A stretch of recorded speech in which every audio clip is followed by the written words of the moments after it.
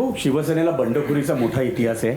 बंडू शिंगरे, हेमचंद्र गुप्ते, छगन भुजबळ, राज ठाकरे, नारायण राणे अनेक नावं घेता येतील. पण आजच्या काळात बंडखोरी अगदी सहज झाली आहे, ती वैयक्तिक हेवादेवावर आली आहे. एक राजकारणाचा वारसा असलेला माणूस जो आज खासदार आहे, तो या बंडखोरीकडे कसा बघतो आणि आजच्या मतदाराला तो काय सांगेल?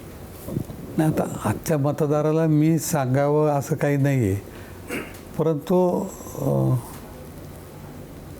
मला असं वाटतं की आपण ज्या पद्धतीने ज्या विचारधारेतून निवडून आलेलो आहोत, कमीत कमी ती टर्म संपेपर्यंत तरी त्या विचारधारेशी प्रामाणिक राहिलं पाहिजे.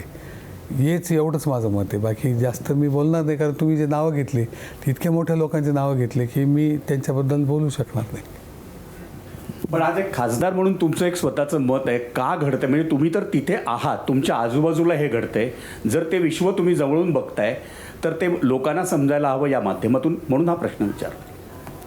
आता का होतंय तर आता मला असं वाटतं की ज्यांनी केलं त्यांना विचारलं तर जास्त सोपं होईल.